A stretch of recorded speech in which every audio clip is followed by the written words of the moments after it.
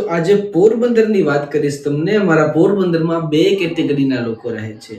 પહેલા જે વર્ષોથી જ્યાં રહે છે ને હેપી છે, અને બીજી કેટેગરીના લોકો જે બહાર નીકળવાની ટ્રાય તો ઘણી બધી કરી, બહાર નીકળ્યા પણ બિચારા ચાલ્યા નહીં. પણ એ લોકો એમ નહીં કહે, એ લોકો એમ કહે કે ત્યાં અમને ફાવ્યું નહીં અને પાણી માફક ના આવ્યું. તો હવે જે કેટેગરી પહેલી છે એનામાં તો કોઈ પ્રોબ્લેમ જ નથી. દે આર હેપી અને આરામથી રહે છે અને બિઝનેસ કરે છે, કામ કરે છે. જે કડતર કહેવાય ને, કે તાવ વયો જાય ને તો એ કડતર ન જાય. કડતરમાં 2-3 દિવસ વાર લાગે. આજકાલના જેનઝી જો જોતા હોય તો એને ખબર નહીં હોય કે કડતર એટલે વીકનેસ, જેમાં પગ દુખે, કડતર થાય.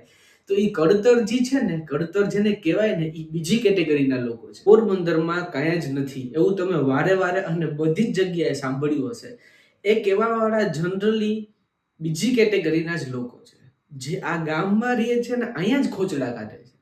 તો હું તમને રિસેન્ટલી એક વાત કરું કે હું એક મેરેજમાં ગયો તો. હમણાં લગ્ન સિઝન ચાલતી હતી.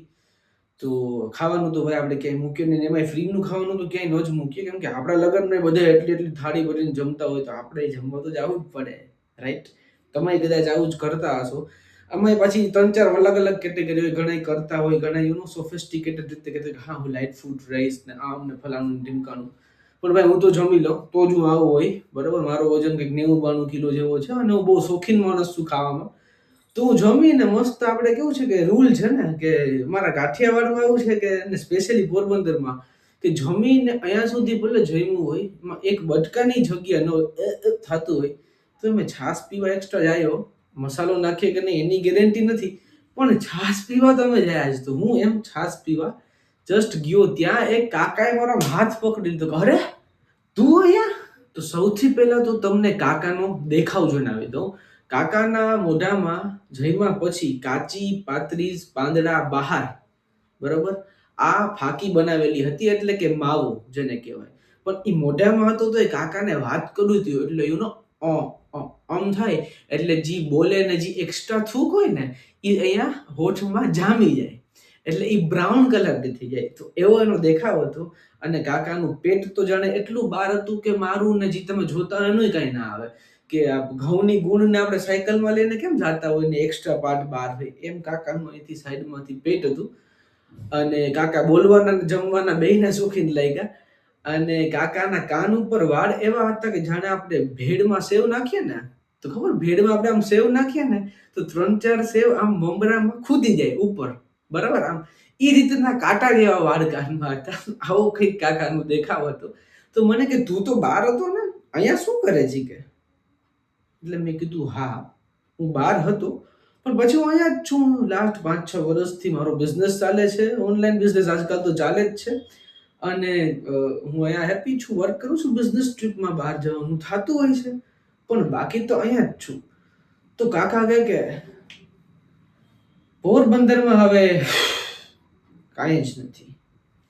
એટલે એને એ રીતના કીધું એટલે મેં કીધું કેમ કાંઈ નથી એટલે શું?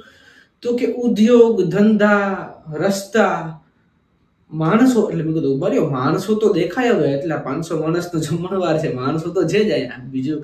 બીજું કાંઈ નથી તો અલગ વસ્તુ છે, પણ માણસો તો મને દેખાય જ કાકા. મેં કીધું એટલામાં જ કાકા બોલ્યા કે તું રૂપેશને મળ્યો કે નહીં? રૂપેશ એના દીકરાનું નામ હતું. તો મેં કીધું ના ના મળ્યો તો નથી, હું તો જમું છું હજી. તો કે મળજે કે બરાબર છે. અને એની વાઈફ ને એ બે મળીને બહુ સારું કમાય છે. કે ખાલી રૂપેશનો પગાર જ 2 લાખ રૂપિયા છે. મેં કીધું ઓહો સારું કહેવાય. આપણે તો કોઈની પ્રગતિમાં રાજી થાય કે ભાઈ સારું કહેવાય, 2 લાખ શું 10 લાખ હોય તો એને મુબારક. તો એ કે રૂપેશનું તો જલસા છે, હવે એની લાઈફસ્ટાઈલ અલગ છે. એ કે તમે બધા અહીંયાથી નીકળી જાવ કે નકર તમે બધા પાયમાલ થઈ જશો. એટલે મેં કીધું પાયમાલ? હવે તમને નહીં ખબર હોય, પાયમાલ બહુ ભારી ભરકમ શબ્દ છે. અને આ બધા છે ને અમારી ગુજરાતના મેગેઝિન ને ન્યૂઝપેપરમાં ને પ્રોપર જે ગુજરાતી કહેવાય ને એના શબ્દો છે. પાયમાલ, નાશ પાયમો. પાયમાલનો મતલબ થાય કે તેરે નામનો સલમાન ખાન, જે સાવ પાયમાલ છે, રોડ ઉપર છે ને બરબાદ છે પાયમાલ એટલે. અને નાશ પાયમો એટલે કેમ જંતુઓ આપણે હાથ ધોય ડેટોલથી તો જંતુ નાશ પામે ને એને નાશ પામ્યું કહેવાય, કે ભાઈ એ નીકળી ગયા, ફિનિશ થઈ ગયા, રાઈટ? તો એ કે તમે બધા પાયમાલ થઈ જશો. એટલે મેં કીધું ઓકે પાયમાલ જેવું તો કંઈ છે નહીં, બધા એનું કામ કરતા જ હોય ને, કોઈ ભૂખું તો સૂતું જ નથી. અને જો એમ વાત કરીએ તો પોરબંદરમાં ભાઈ અમારે પૈસા છે, એવું નથી કે પાયમાલ છે લોકો. એ બસ તમારી મેન્ટાલિટીથી થોડોક એમાં ફરક પડે, કેમ કે અહીંયા 10,000 હોય, મુંબઈમાં 1 લાખ બરાબર છે. ખબર ન હોય તો કંઈ વાંધો નહીં, તમે જ્યારે બહાર નીકળીને જોઈ લેશો એટલે ખબર પડી જશે. તો પછી મેં કાકાને કીધું કે સારું કહેવાય, તમારે નીકળી જવું જોઈએ તમારા દીકરા સાથે. તમે શું કરો છો? તો કહો અમે તો મેરેજમાં આવ્યા છે અને બસ હવે 1-2 વર્ષથી તો રૂપેશ ત્યાં જ છે ઈ કે, અને પછી અમે બધા પણ નીકળી જશું ધીરે ધીરે. એટલે જો 2 લાખ પગાર છે તો એને સેટ થતા 2 વર્ષ થયા. એ પાછી જોવાની વાત છે. મા બાપને રાખવાનો બિચારાની કેપેસિટી નથી કે ટાઈમ નથી, એ જે કંઈ બી હોય એ એના ઉપર ડિપેન્ડ કરે. તો પછી મેં કીધું ઓકે, તો હું છાશ પી, મેં તમને જેમ જણાવ્યું એમ, મને હાથ બાથ ધોઈ, કેમ કે હેન્ડ વોશ તો અમારા અહીંયા ઓંડીમાં હોતા જ નથી, કે કોઈ હોલમાં એ રાખ કોન્સેપ્ટ જ નથી. એટલે એ તેલવાળા હાથ હોય ને, એ તમારા રૂમાલથી જ ઈ તેલ એમાં લૂઈ, પછી ઈ હાથે તમે મોબાઈલ યુઝ કરો એટલે એમાંય તેલ છૂટી જાય. પણ એ બધું ચાલે, કેમ કે હું પોરબંદર છે ને, આ પોરબંદરની વાત છે વિડીયોમાં. તો જે રિયાલિટી છે એ જ અમે જણાવશું.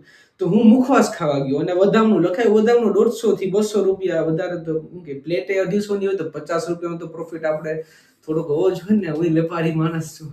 તો વધામણું લખાવી અને હું જાતો તો ત્યાં એકચ્યુઅલી રૂપેશ આવ્યો, ચશ્મા ને ઇનશર્ટ ને, કે પપ્પા પપ્પા તમે ક્યાં છો? અમે તમને ક્યારથી ગોતતા હતા. કાકા મારી હારે વાત કરીને જસ્ટ આમ ફાકી થૂકીને ઊભા હતા ગેટ પાસે. તમે જરાય રિસ્પોન્સિબલ નથી, તમને ખ્યાલ નથી પડતો, અમે ક્યારના તમને ગોતતા હતા, ક્યાં રહી ગયા તમે? મારી વાઈફ પણ ટેન્શનમાં આવી ગઈ ને છોકરો પણ કહેતો હતો કે ક્યાં વયા ગયા દાદા. કે હું જસ્ટ નીચે તો ચાલો હવે. એટલે કાકાએ પછી એનું ધ્યાન મારી સામે પડ્યું, એટલે મેં કીધું કાકા 2 લાખ પગારમાં આવું જ હોય. હું તો સ્ટ્રેન્જર હતો તોય તમારી વાત સાંભળતો હતો, અને આ બધું તમારા પોતાના જ 2 લાખ પગારમાં તમને 2 લાખનું ચાંદલું કરે તો કોંગ્રેચ્યુલેશન્સ. તો બસ આ મેં એક ટ્રાય કરી, અને તમને સ્ટેન્ડઅપ કોમેડી ગમતી હોય તો હું મારા નોર્મલ ઓબ્ઝર્વેશન ટ્રાય કરીશ કે તમારા સુધી પહોંચાડી શકું અને તમને હસાવી શકું. અને હું શોર્ટ્સ પણ બનાવું છું જેમાં ફેમિલી કન્ટેન્ટ, કપલ કોમેડી હોય છે.